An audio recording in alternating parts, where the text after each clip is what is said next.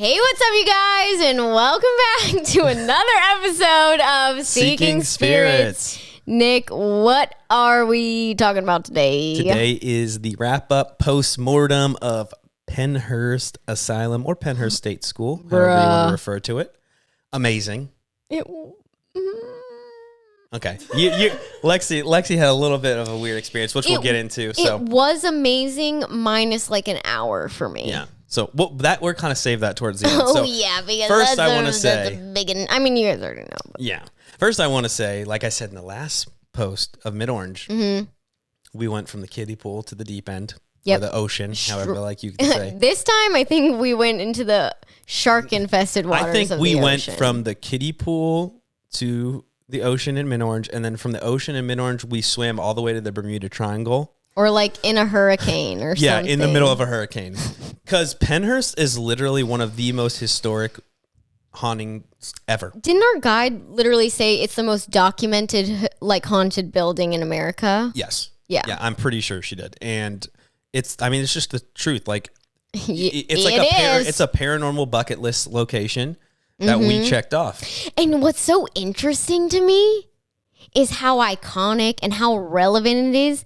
And there has not been a lot, especially recently, of paranormal channels going there on YouTube. I mean, like there's a couple. Seth Borden and Explore with Josh, they went before they were long time ago. Yeah, before they were really doing like the paranormal stuff. And then Exploring with Josh went back with Colin. Colin went earlier. The Paranormal Files. They've been a couple of times. That was a few months ago. But Katrina don't think I got to watch that. So that's my bad. Katrina Weidman did a 4-part special there. Oh, and did that's she? always fun to watch. Yeah. But I didn't get too much in any of those on the pre-podcast or anything because it's just so well documented. It was like we didn't even really need to refer to, and I really love Destination Fear. It's my favorite show. Yeah. So like I like to talk about stuff that happens to them there, and they had some really crazy experiences. So that's why we listed them. But like you're right, not a lot of YouTube content recently from Pennhurst. So which is just so interesting to me because it's one of those places like the Waverly Hills and like. You know, like the Conjuring House. Yes. It's one of those places that people like. You said a bucket list. I just think that it's really interesting that we don't have much on YouTube, at least recently. Yeah, I agree. To compare it to because, you know, and I mean, not all the other places. Like Selma, there wasn't much, but like White Hill, Katrina Weidman's been there a bunch. Yeah, she's been there like 3 times. Yeah, and so just like Ghost Hunters went there. Like in Mid-Orange, Ghost Nation went there. Destination Fear, Haunted Nights, everyone. So yeah, it is a little weird. It's just like we had like there's a lot of hype behind it. There's a lot of information, but we hadn't seen anything super recent. Not super. So, Katrina's was the most recent, I believe, and that was like a couple months ago. Right, and I don't think I got the opportunity to watch that one. I saw it's pretty good. You guys should go watch Katrina White.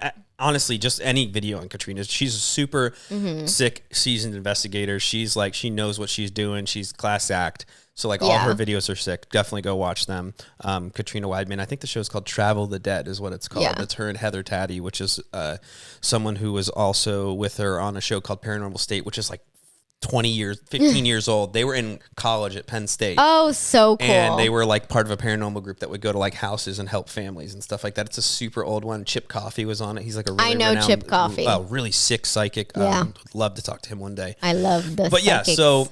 So this is like a world-renowned, famous haunting bucket list, like I said. Yeah. And I really want to like kind of hammer this home. If you want to go to a really, really, really haunted location, don't go there first. I wouldn't go there. But what I was going to say is like, if you want to go somewhere that's like super haunted and they're going to take care of you, this is the spot. Even though it's scary, it's going to be way scarier and intense. I'm sure they do like public investigations where you can go with people and you're not just going by yourself. And they even said to us like we'll go with you if you want us to. You can ask them to. Oh my gosh, guys! Literally, Emily and Kenzie. Shout out Emily and Kenzie. You guys are sick. were so incredibly kind. You guys, you know that we film a podcast on location. We forgot to bring our table because normally there's a table that usually, we can get. there's like a spot, but with the spot we picked, which Emily they suggested because it was the acoustics room. It was the music room. Nice and soundproof and stuff like that. She was like, this is a perfect spot. It was creepy. We got a really sick EVP in there, which we're going to review. And they were just so nice. They helped us bring the table down there. They're like, "Oh, you want a tablecloth?" Like, I tried to just pick up the table by myself. She's like, "No, I'll help you." Yeah, and they were like the whole night. You know, they had like a safe kind of room with the heater on. They're like, if you need anything, come down. There's food, water in there you could buy. There's like tons of cool merch. They have cameras everywhere, so like you feel safe. Yeah, and they were like, "We're gonna make sure." It was like super secure anyway, but they were like, "We have cameras everywhere, so like if we see somebody driving up, running up, whatever, we got it. Like you guys don't have to worry." And that was like, it's so comforting. It is because, you know, these places are dilapidated buildings. A lot of times, if you didn't know anything about like ghost hunting and the paranormal and whatever, you would just think, oh, it's an abandoned building. And you know, people go into those just like to explore. Sam and Colby and Explore with Josh and Seth Borden. They all really started out as like urban explorers, and not that there's anything wrong with that.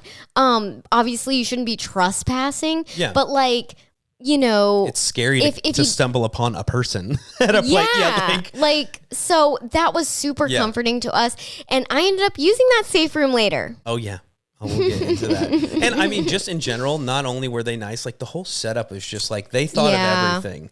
It was like, and I was saying this in the car ride home, it was like at some of the other places, and there's nothing wrong with this. It's just like, this is kind of the first time we experienced like a really like like the perfect amount of hands-on. Like they were there to like help us with anything we needed. Yeah. In any way we wanted. We could have asked them to help us and do anything, and they would have been so down. We were on the live stream, and they were watching the live stream the whole time. They were like interacting, telling us what people were saying. We got you guys. Like, you know, if we see anything crazy, we'll let you know. And every single time that we like left the safe room, which is where we had our equipment set up, they were like, have fun. Have fun. Good luck. You guys got this. Don't worry. Yeah. Even after I got like completely wrecked. And they were so sweet about that. And they really helped me through that whole process, which we'll get into. But oh, wow. Like, I mean, we got a lot of activity there. Almost everywhere we went, stuff was going down. And interestingly enough, you know, when we were going through the tour, one thing Emily said, because we had told her that we went to Mid-Orange the night before, she said, "Oh, that's a tough act to follow." I know, yeah. And I found that so interesting because I'm just thinking like, this is Pennhurst, dude. What do you mean? This is freaking Pennhurst. But she was right. She knew what she was talking about. Mid-Orange is legit. So. But I just thought it was really cool because I think I, more than you, have a very like limited perspective because I haven't been watching as intensely as you have for definitely not as long as you have. I've been watching ghost stuff since I was a teenager. I'm 33 and I mean, now. I've watched it here and there even with you growing up, but it's just now that we're getting into this that I'm diving back into that realm. And I think for me, why I brought up like the YouTube space of this particular location is because I'm a YouTuber. This is like, I look for the most, you know, TV shows, they take a long time to get produced. So you want to see something a little bit in more real time, you're going to YouTube for it. Exactly. So, but I had a really limited knowledge of both of these places, but just off the bat, I knew that Pennhurst was just like iconic. Oh yeah, and for good reason because it is. Oh my God, it is. It is wild. So, do you want to start off with? I mean, it's like we said, like it's almost immediate. Like we sat down for the podcast, and now while I'll say we didn't get as much action on the DR60 at Pennhurst as we got at Mid-Orange, we still had. I think we had as much activity. Probably. It was like, you know, and this happens, it seems like everywhere we go, like spirits kind of like find out what they're most comfortable using. And then like, that's what you're kind of getting shit on the whole night.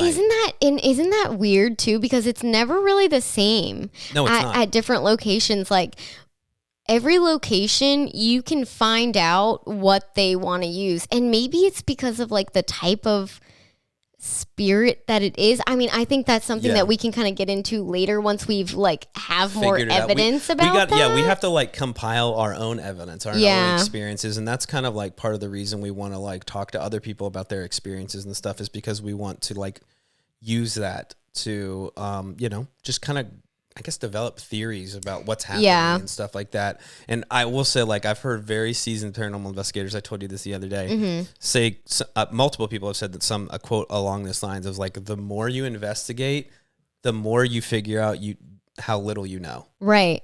Which is interesting. Yeah. And we'll get into a little bit of what happened to you and like the theories we have about maybe how that kind of stuff works so far. But so when we were setting up, first of all, didn't the REM pod, before we even pressed play, the REM pod was going off. Oh, yeah. Before we, like, literally, hadn't even pressed, I don't even think we had pressed play on the camera yet. Also, we heard a big bang when we were setting up, too. And we were like, maybe it was them closing the door. I forgot to tell you guys. I went upstairs and asked them when I was retrieving some equipment for the podcast. They were like, no, we're staying put. We stay put in here for a reason. We knew you were filming. We didn't want to make any noise. Yeah. So we heard a big ass bang. Yeah, and it was huge. And it was like behind us. I had my camera behind us, so hopefully when I review that, we'll see some stuff over there. But we literally busted this out, and we asked. Because we're like, just for funsies. Let's just do it for fun. You know, we do that usually on the podcast. A lot of times nothing happens. Yeah. Not so much this time. Well, yeah, that was the first time the REM pod ever went off while we were filming a podcast, which just goes to show how freaking active it was. All right, so look, we're gonna review this real quick. Yeah. So just kind of a recap. You guys have seen it. Yeah. We're going to ask what their name is. We're not 100% sure. Lexi thinks maybe Annie or something. Andy. Starts with it sounds or like it starts Annie. With an A. Or like Angie.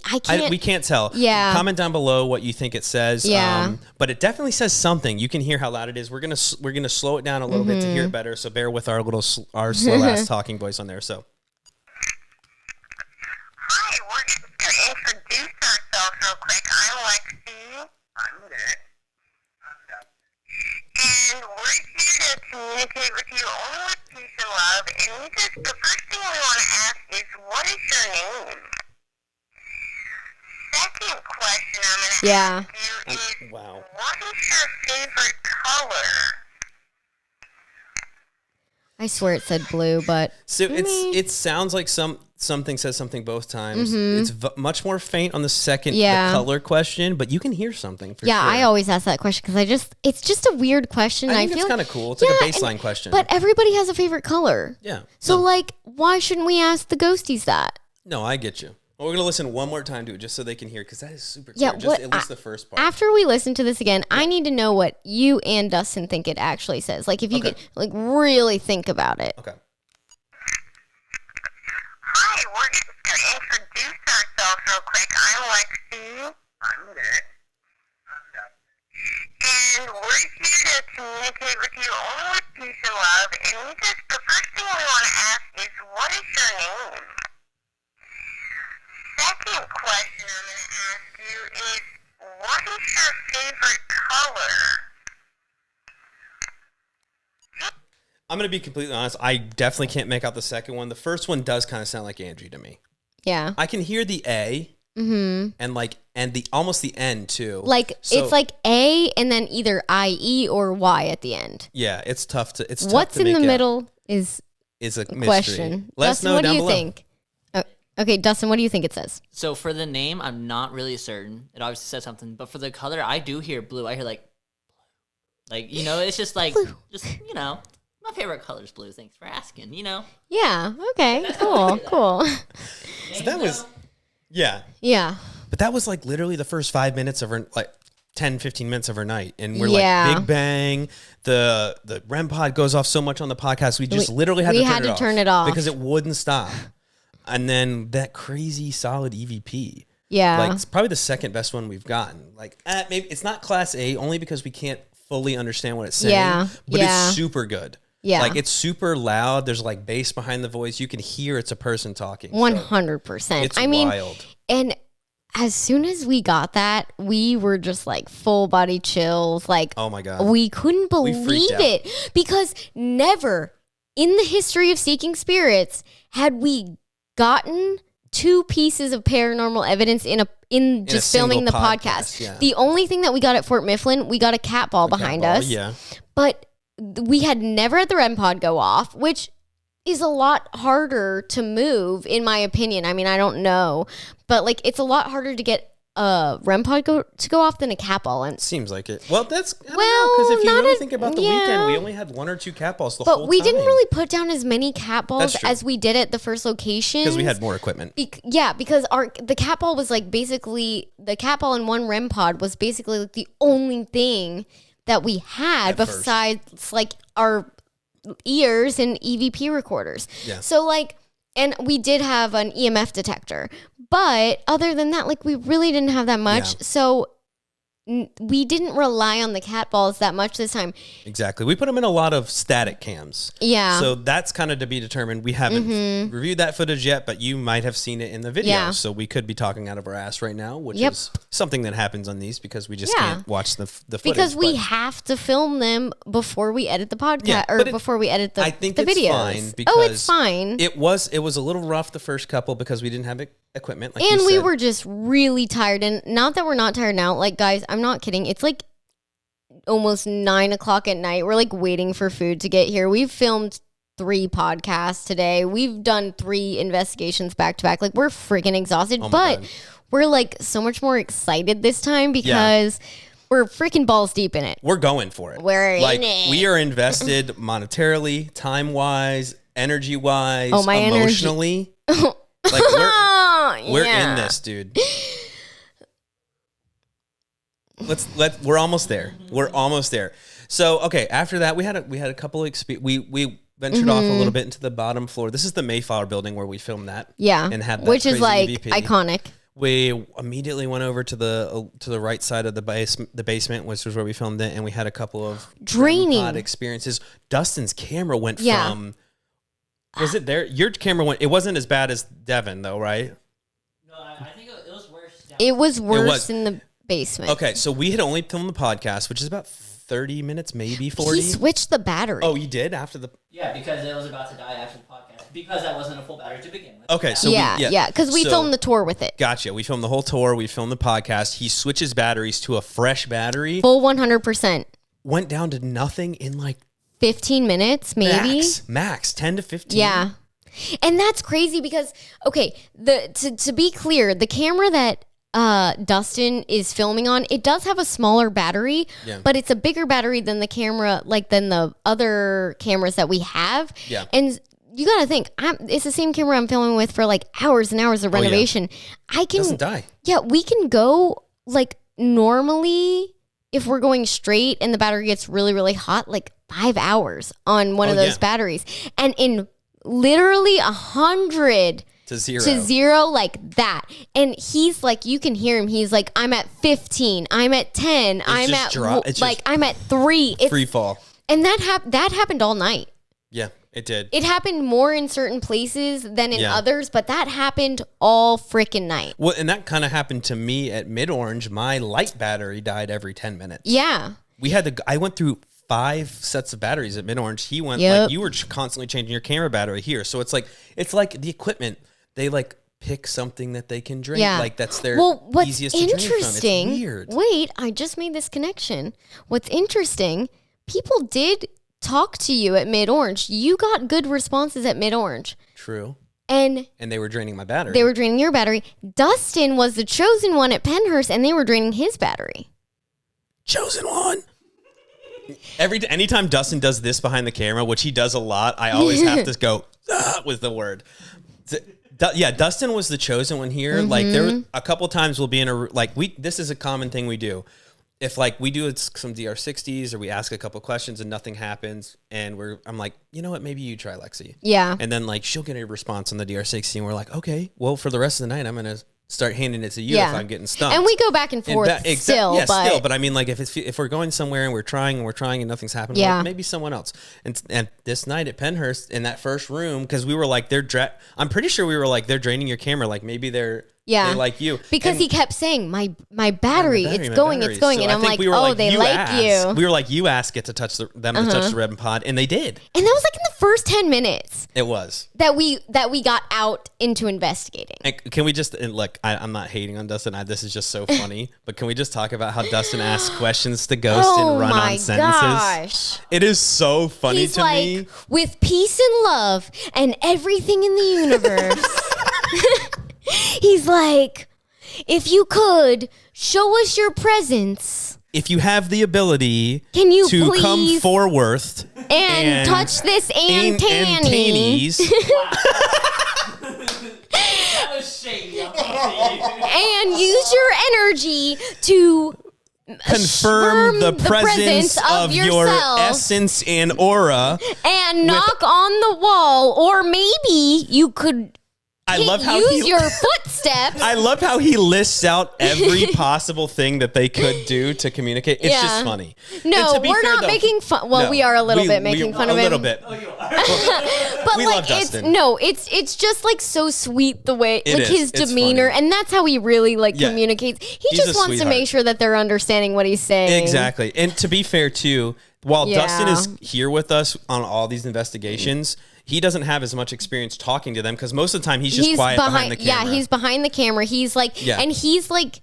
he is really like the producer behind the scenes. Honestly, once we start making money, we gotta like give Dustin a bonus Kickback. because we gotta hire him on under our LLC because the thing is, Dustin is literally running. He's like getting the batteries Yeah. and the cameras, and he's like down on the floor. And we're like, Dustin, move over there. And he's like, okay, boss. And it's just like he really God, does yeah. so much. And he's like keeping our squirrel brains together a little bit. yeah. He's like, all right, guys, come on. Maybe we should. To be fair, that's kind of how he is as a husband. Yeah. And just a person. I He trained him good. You could, I could literally ask No, Dustin yeah. to do anything, and he'd be like, "Yeah, no problem, bye." He'd be like, oh, you want me to sell my Oh, I feet already did that. pictures online to make sure that you can eat next Thursday? Got it. Got it. I'm taking 20 shots right now. Yeah, no. I'm stepping on a chocolate cake as we speak.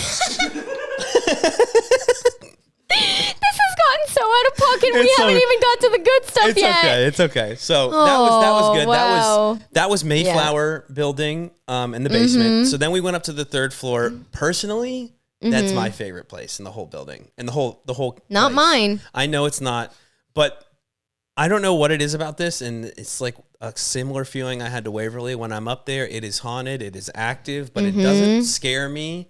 It feels welcoming and like kind of like homey to me, and I don't know why. It's a weird thing that happens in the paranormal. Yeah. Sometimes you walk into a location and you're like, "This is my spot," Yeah. and I liked it up there, and I stayed up there by myself for probably 40 minutes.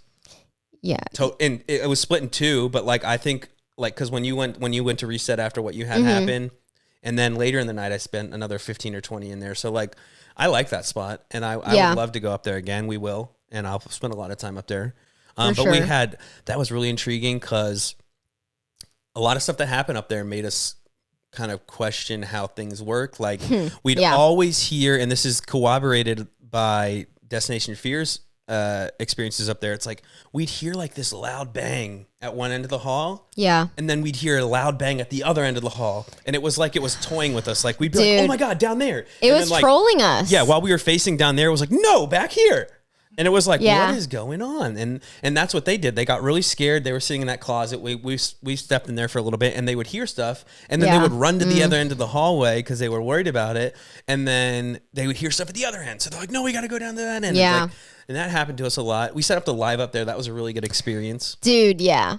So like while I really enjoyed Mayflower 3, I think you might have had something a little bit less enjoyable happen to you. Yeah. Sorry. All I can do is just say it with my face. I got touched. First time that's happened to any of us. Yeah, and I'm not surprised it happened to me first, frankly. We kind of figured that would probably be the thing. And you know what? I just want to say, before I even get into like the feeling and everything, once that was over, I was like, I hope you bitches get touched. Because you guys, like, not that you played it down. You were like, come on, let's go.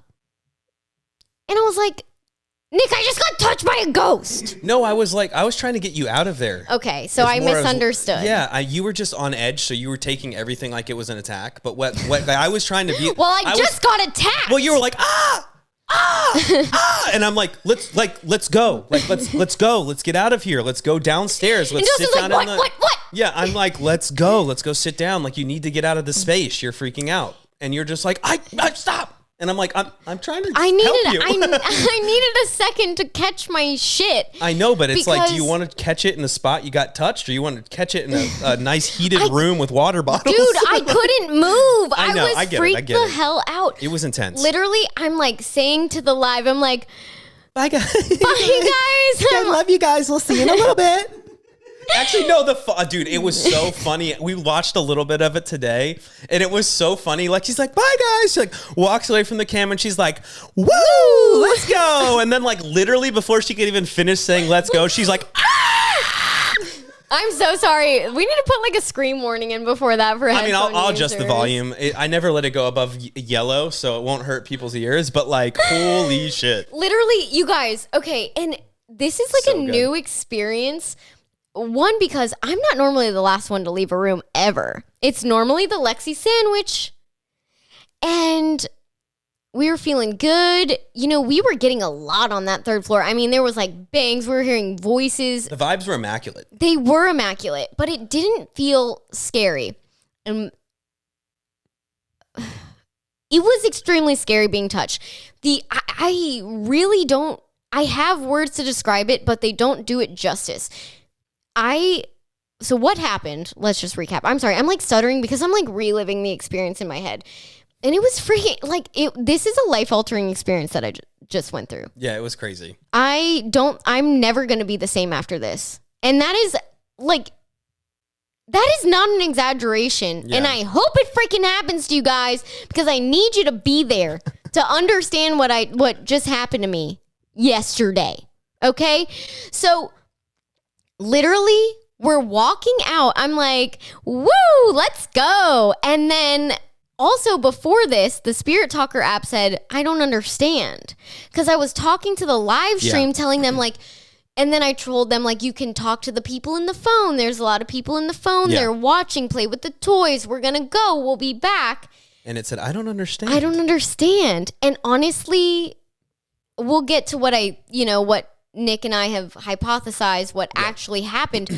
But as we're walking out, literally not even a second, you can hear it on the live, and maybe we'll put it in here, maybe we won't. But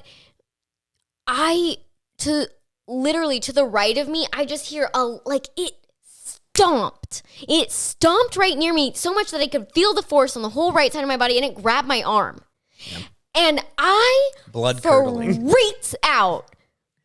I was like, ah! like I had just seen a snake, but worse, because snakes are like one of my biggest fears. And it was just horrifying. It felt like I could feel every single nerve in my arm, like somebody with a TENS unit on their hand just grabbed me and just, it was so scary. And I could feel it after that, we were planning to leave to go to the Devon building anyway. Yeah. So we're like, okay, like, let's go down. I told the people, I told Emily and Kenzie I got touched, and she described it perfectly to me. She was like, yeah, I've been touched. She was like, it feels like tingly. It's like a weird thing to describe. And I was like, that's exactly how I'm feeling. And then we walk into the Devon building, and mind you, this entire time I'm feeling it. Yeah. We're walking around the Devon building for like maybe 5 minutes, and I'm like, my arm is itchy. Yeah. I pull up my sleeve, and what looks to be in like a thumbprint mark on my arm, because it felt like they grabbed me like this. Mm-hmm. And I have like super sensitive skin, and I get like hives if stuff rubs up against me. And there was little hives there in like a thumb mark. Right on the arm, yeah. Right. And it was like hot and itchy, and my whole arm was hot, but it was freezing, and my other arm was cold. Yeah, that's so weird. And then we sat down, and mind you, I did not cry. Even though Ghost touched me, I didn't cry at first. When it happened. But then we're in the Devon building, And we sit down after we've been in there for a few minutes, and we start hearing these very prominent, like, it sounded like somebody was like rolling a hospital We cart. heard a lot of different or stuff. just like scraping Bangs, something. Scrapes, like knocks, like everything in there. And after a few minutes, I started to get really overwhelmed because every single time that happened, and I'm like mentally keeping note of all this, I can feel something almost not as intensely, but re-grab my arm. Yeah. Every single time that happens, like the energy was imprinted on me. Yeah. And my hand was so hot, and I just start bawling my eyes out because I'm like, that just took a piece of me. It was intense. And we were talking about it later, and like I was like theorizing, like, and this is actually something I was like, before you even had that, just based on like the whole like noise jumping from other things, like this was like the first part of my hypothesis, and I'm not trying to claim that I've made this up. I'm sure other people have thought this before, but like I feel like those places have like they are like a unit of energy. Like the entire property it's like is a force connected field with all the energy that's ever happened there. It's just like this big ball of energy. So like spirits can be here and then be there instantly because they're just in, and maybe it's like even some of it's like residual or just like energy in general that they can, even if it's intelligent, can tap into and use to make a noise here and then go there and make it, and the energy can just, it's like high speed internet, like one spot to another. And like when you said like every time we heard a noise, you could feel it on your arm, that kind of makes sense. And then you said it felt like it took a piece of you. I was like, that kind of makes sense because it's like it grabbed you and took some of your energy, and your energy is now a part of this giant thing that is Pennhurst. Right. I feel like it downloaded knowledge about me. Just like it downloaded your energy. Like it took your energy. And also, I feel like at the same time, it imprinted its energy on me. And I think that's why I could feel it. See, I think the reason it did that personally is because like you were connected at that moment to it. So when when other stuff started happening, you're feeling the energy field. Oh yeah. So it's like, ooh. Well, whoa, and something happened because it's like tapping into that whole consciousness. And the thing is, I had calmed down. Down a little bit before we went into the Devon building. Of course, I was on edge. Of course, I was scared. But I wasn't expecting, like, my arm was still tingling. And I did keep saying that. But what I didn't expect was, like, the physical feeling of it pulling on me after it had happened while other things are happening. And I'm like, weird. What is happening? It scared me. Yeah.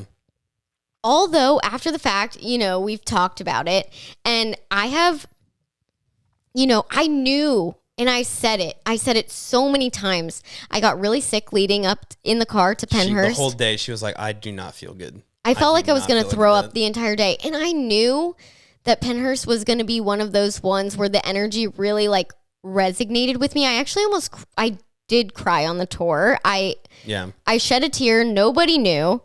But when Emily was just talking to us about everything that had happened to all of these people there, and I just could literally feel it. I was like flooded with emotions, and I was like, I'm not okay. But also I dropped out, but I did go to college for early childhood education with a specialization in children of that nature with special needs, like the people that were at Pennhurst. Exactly. And I think for me, I just knew it. I just knew something was going to happen there. I just knew something profound was going to happen there.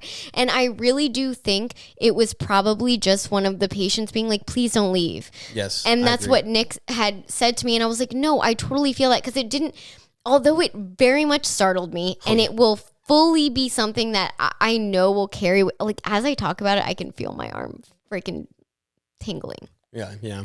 And maybe that's just you're like, well, you're kind of tapping into the energy now. Yeah. You know what I mean? And it's just like, it didn't feel malevolent. No. Though it felt innocent, and it didn't feel like it was trying to scare me. Yeah.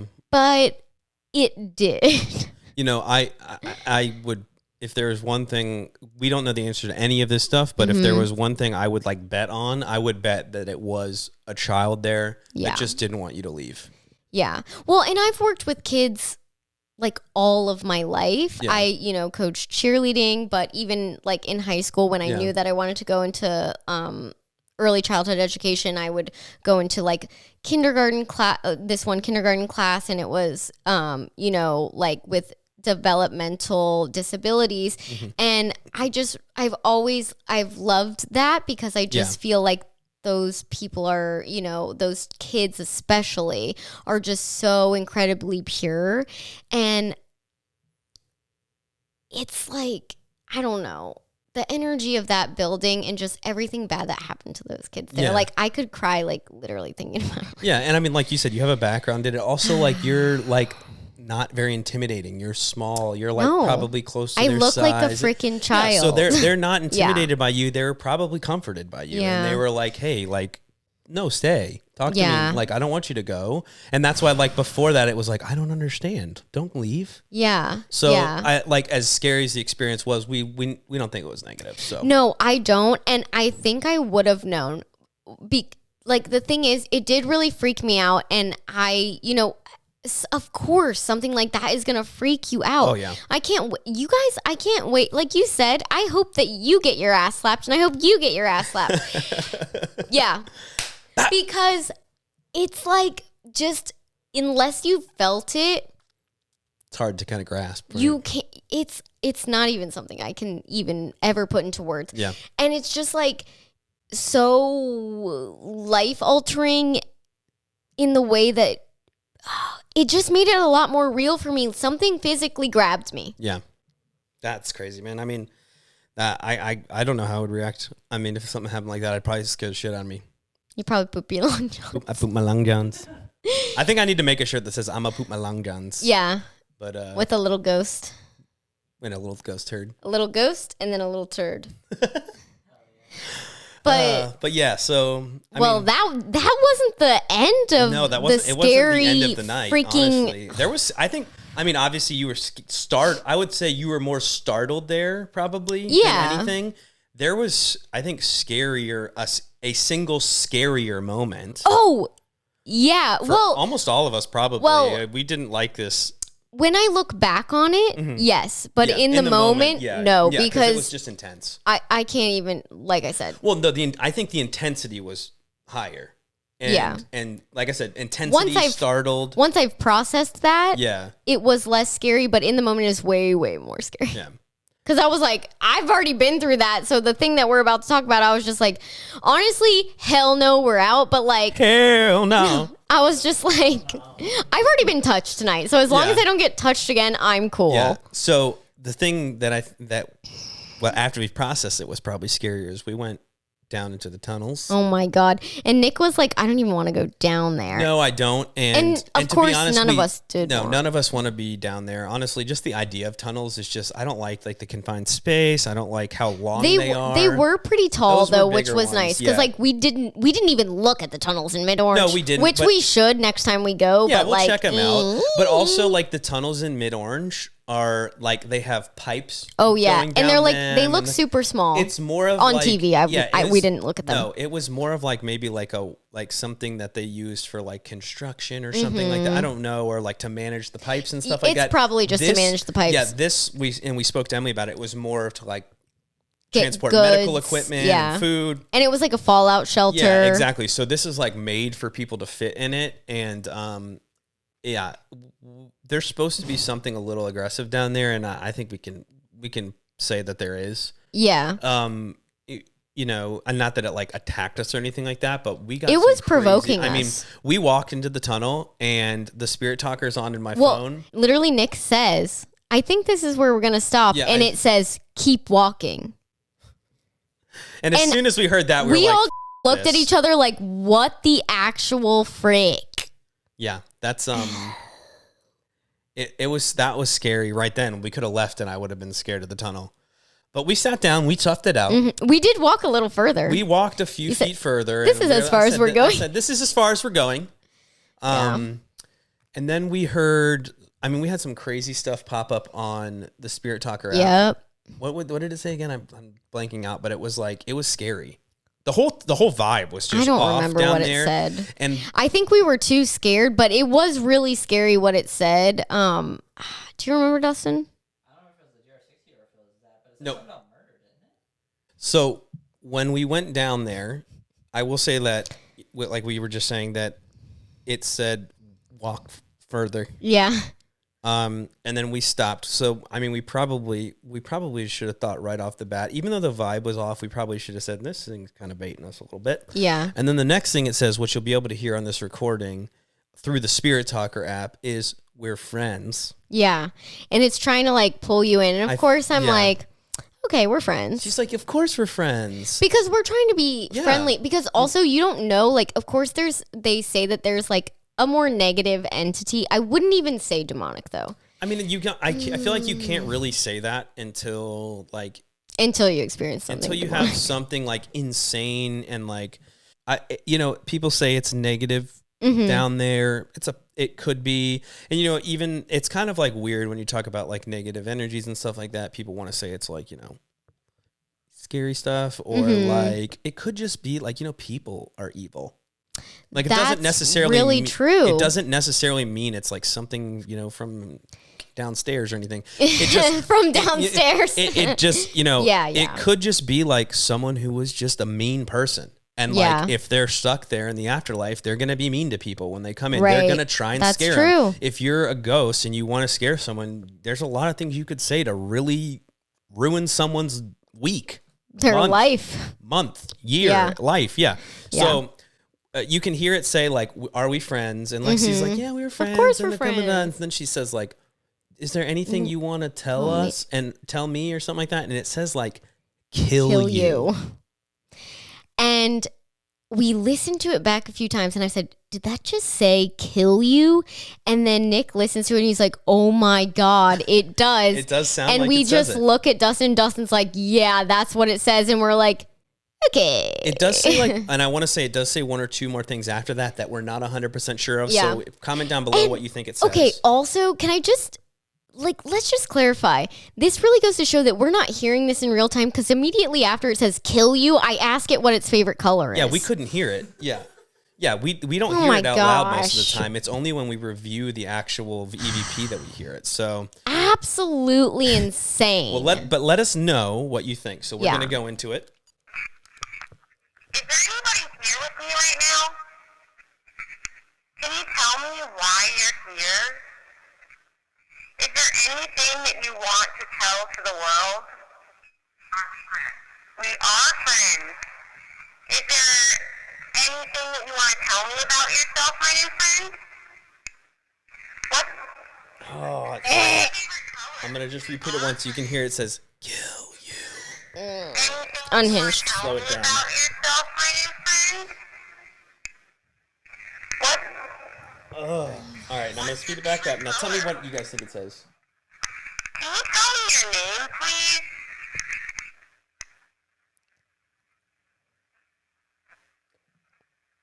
It doesn't, there's like a long silence.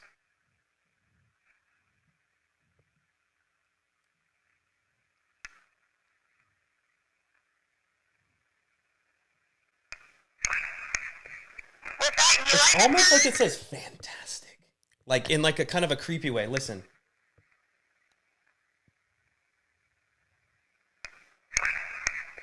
Oh, yeah. And just at the end there too, it's like something as you're like wrapping listen, something I just heard in that. Huh. When I ask what its favorite color is, you know how you can hear something? Mm-hmm. It almost sounds like it says king. Really? Yes, I swear. And that's the entity that they say is down. Yeah. Are we friends? We are friends. No, we're not. Anything that you want to tell me about yourself, my new friend? What's your favorite color? Can you tell does sound a little bit like it might say King, and that. This is another thing we talk about all the time. This happens all the time. You ask right after it, "What can you tell me what your name is?" And we were talking about this. Sometimes it feels like we'll be the 1970 thing from Mid Orange. We'll be about to say something, and it answers before we finish or before it. I have the full body chills right now because that is the first time that we have just put those puzzle pieces together. And this is what we're talking about. There's some things that we'll even put into the investigation videos that we don't even freaking connect the dots on until somebody else says something, because we're like so close to the situation. And now we're removed. You have to back up and analyze it, and it's tough. And they say, to be honest, I'm not 100% sure if it's in the tunnel. I think King is the energy that's supposed to be in the tunnel. There's also, I think sometimes he's in the basement, but they connect. They do. They're like literally the same thing. I guess. Yeah, it doesn't matter. It's just like the tunnels are essentially the basement, but it's just it's not under the entire complex. Yeah, it's not under the entire building. Mm-hmm. Like the basement part is under the building, and then the tunnels are an extension of the basement that just connect all the basements of the buildings. Exactly. Yeah. And so it was weird because after we went to the tunnels, we had to go back down to the building of Mayflower, which, the tunnels all connect, but they did have like a plastic sheet up in between. And you could see that sheet from both sides when you go into the Mayflower basement and then when you go into like just the entrance of the tunnels. Yeah. Now, we didn't go all the way down. We were too scared. We were, but we were so freaked out after that. And then we didn't even really put together that the tunnel, like we knew that the tunnel's connected, but we didn't think too much about it. And then after we went back, we heard some weird stuff going on from the side, because we didn't really go down that hallway to where the other side of like the tarp was. Yeah. And we were like, oh my gosh. I remember I was being like, no, dude. Like, we got to get this and get out. Because we were just going to get a static cam. It felt like it was going to, like, be impending doom, if I'm being honest with you. Yeah, and then, like, after that, we had some... I'll tell you, like, the most unsettling thing about those tunnels is that every little sound echoes on both sides of you, even, like... Forever. Walking in the tunnels You breathe in there, dude. Because you hear yourself in front and behind you walking. It constantly feels and sounds like someone's behind you or in front and in front of you. And we were sitting completely still, completely quiet. Yep. And we were hearing footsteps, loud bangs. And we're asking for them, and they're happening. And that's like... And the spirit talkers saying stuff. We're getting DR60s. That was a very scary moment. Probably the scariest moment after analyzing it at the whole night. I was ready to go after that. Me too. So, okay, I think what we'll do now is we'll do the spooky scale before we wrap up. Mm-hmm. You know, I kind of like Dustin going first because Me too. He's like so low usually. So let's hear, Dustin, what was your spooky scale of Pennhurst State School? Yeah. Taking your criticisms into consideration, I will give this a 4.5. Wow, blown away. Whoa, guys. That's the highest he's ever rated anything. Watch out. Don't go to Pennhurst. It is a 4.5. On Dustin's spooky scale, yeah. If you listen to Dustin's spooky scale, walking up to Pennhurst thinking it's going to be a 4.5, you're going to be sadly mistaken. Yeah, you're going to poop your lung, John. Yes. I would say, I'm going to go ahead and say an 8. Yeah. Well, can I ask you? Yeah. What made you give this an 8 versus Mid-Orange a 7? The tunnels. Yeah. And Devon too. Now, while we went into Devon, I didn't feel bad. The whole night before we went into Devon, I didn't like it, and and that might be contributed because of things I've seen about Devon, and like, you know, there's like rumors of people doing like rituals and stuff in the basement, and like being like 6 foot tall shadow figures and stuff, which we didn't see.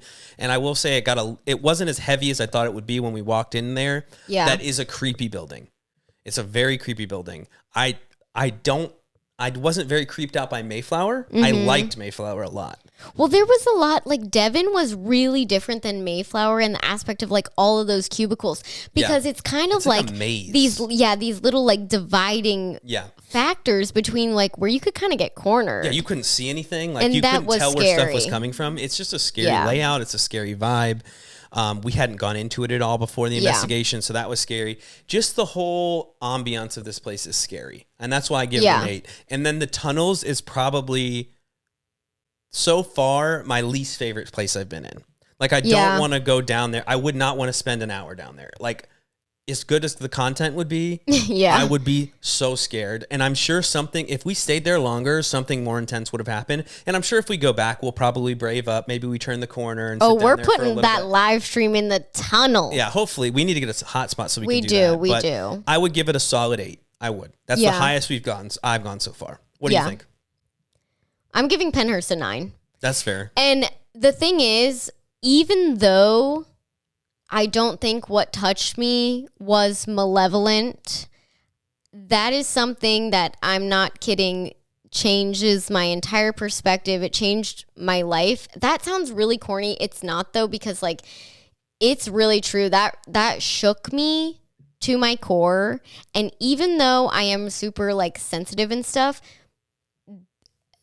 that's never happened to me. Yeah. And so whether it was malevolent or not, the first time that you feel a ghost touch you, that has to be a 9. Yeah. I'm not saying it's a 10 because in hindsight, it didn't scare me because it didn't feel like it was, it did scare me. It didn't scare me to like the fact to where I'm like, I'm out. Yeah. You know, like I'm done doing this forever, because I don't feel like it was trying to hurt me. Exactly. So yeah, I'm giving it a 9 though. And I mean, that could go down if I ever go back based on, you know, whatever. But that mixed with the tunnels and the kill you and like, yeah, it was the vibe was creepy, especially in the tunnels and just the ambiance. Even if it's not like negative or anything in a lot of some of the places, it's a creepy